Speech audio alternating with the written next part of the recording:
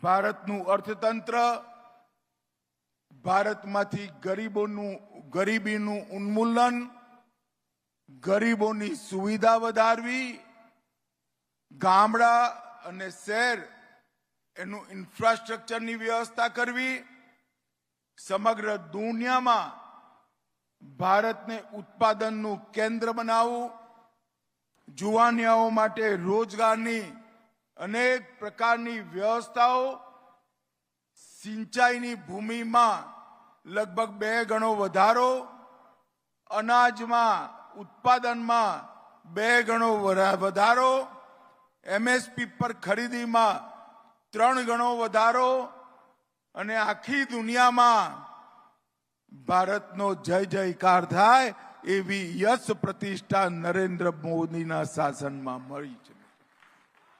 અને એના કારણે આપણી સભ્યતા, આપણી સંસ્કૃતિ, આપણો સનાતન ધર્મ આ દુનિયાભરમાં એની નામના નરેન્દ્રભાઈના નેતૃત્વમાં થઈ છે. અને મિત્રો, એના કારણે આજ વિશ્વનો સૌથી મોટો રિન્યુઅલ એનર્જી પાર્ક ગુજરાતમાં બની રહ્યો છે. એશિયાની સૌથી મોટી ગ્રીનફિલ્ડ સિટી ધોલેરામાં બની રહી છે.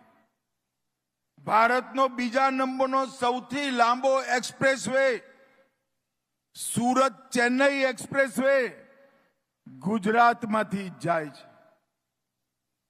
ભારતની સૌથી પહેલી આંતરરાષ્ટ્રીય હબ ગિફ્ટ સિટી આપણા ગુજરાતમાં બની. પહેલી bullet train, Ahmedabad Mumbai bullet train ગુજરાતથી જવાની. પહેલી નમો રેપિડ રેલ ભુજથી અમદાવાદ એ પણ ગુજરાતમાંથી. ગુજરાત આજે દિન દુની રાત ચોગુની પ્રગતિ કરી રહ્યું છે. ઉપર નરેન્દ્રભાઈ અને નીચે ભૂપેન્દ્રભાઈ અને હર્ષભાઈની જોડીએ ગુજરાતને આગળ વધારવાની શરૂઆત કરી છે.